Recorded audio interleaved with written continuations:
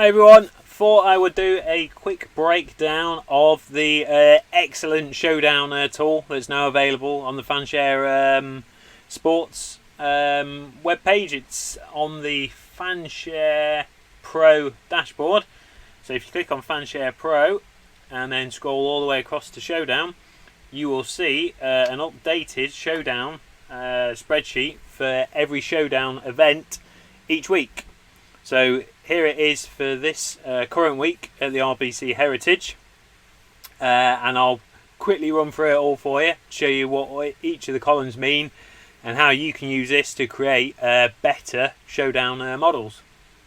So the first column that we see is the player's name, and then we've got their salary, their pre-tournament salary, and then what position they currently are. So this does get updated every day during the event. So you can filter or sort all of the columns by whatever you want. So I've sorted by what position they currently are, and this is after round 2. So you've got your round 1 scoring average. That's for the for 2020.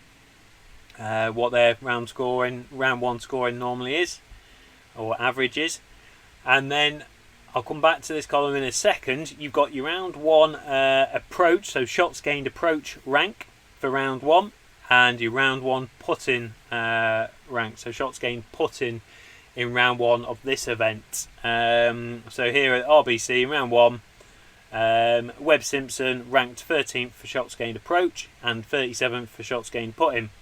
So this column here is their total shots gained for approach and putting for round 1. So we see Bryson gained a total of 2.67 shots with his approach and with his putting. So moving on, exactly the same for round 2, where you can see their round 2 scoring average for the year, their total shots gained for approach and putting in round 2, the round 2 approach rank, and their round 2 putting rank. So one useful way of using this spreadsheet is to see whose approach game is sharp or has been sharp for the first couple of rounds, who maybe isn't putting as well as they normally would put, and then you can hope to load that player into your lineup knowing that they should be a little bit owned because they're not quite doing as well as they should be doing, just because their putting has let them down. And as we all know, putting is very variable, can change from round to round. So here we can see Michael Thompson ranked 69th in the field for shots gained putting, but he ranks 30th for shots gained approach. So we can expect a bit of regression there for Michael Thompson because he is a good putter on Bermuda greens. So he's just a good player to maybe line up for round 3. And then you've got the same thing for round 3 here. It's not been updated because this is for your round 3 showdown.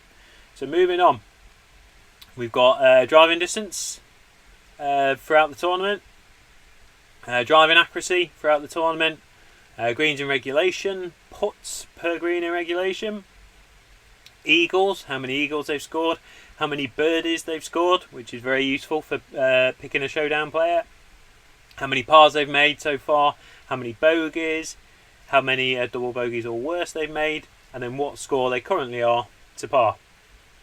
And moving on, you've got their scoring round 1 and their scoring round 2. So you can see Webb Simpson shot 65 in round 1 and a 65 in round 2. He did it a little bit differently. Round 1 he did it with excellent approach. Round 2 he did it with excellent putting. As we know, there's more than one way to score in a round of golf.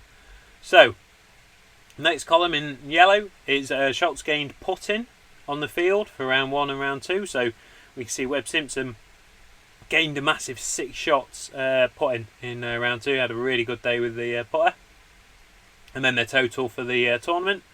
So so far Webb Simpson has gained 6.41 shots across round 2 and round 2 with his putting.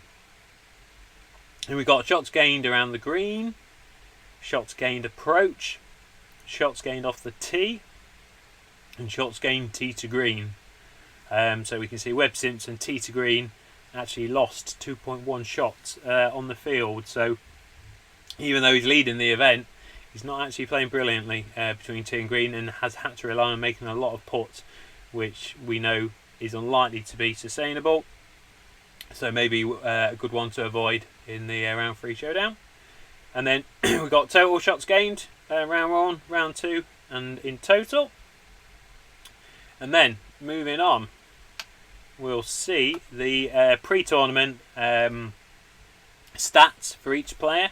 So you've got the tags, so how many experts have tagged these players in an article or a podcast. So Webb Simpson and Bryson DeChambeau massively tagged. Webb Simpson received 68 tags and Bryson DeChambeau received 58 tags. This shows how many of those tags said that you should start them and how many of these tags show that you should sit them. And then we got the course suitability ranking and DraftKings top 10%. So Webb Simpson finishes top 10 35.7% of the time in the DraftKings scoring. We've got their course history, so average DraftKings points scored at this course and DraftKings points gained at this course. And then just a couple of columns left, which is the percent of putts made less than 10 foot. So within 10 foot, how many putts they've made. So Webb Simpson only misses 11% of putts within 10 foot compared to, say, somebody like Ryan Palmer, who misses 15.44% of putts. So we can see who the better putters are and who struggles a bit with their putting. And then final column is what percent of putts are made over 20 foot. So Webb Simpson 10%, Corey Connors 4.17%. So you've got lots of information there to get your teeth into. It looks like a lot and probably difficult to know where to start without knowing exactly what each column means or how to use each column, but hopefully this quick guide give you a quick breakdown of what each column shows and how you can use that to create great showdown picks and hopefully use it to start winning and taking down some showdown GPPs. So thanks for watching. I'm Lee Aldrich. You can find me on Twitter at DK Golf Bargains.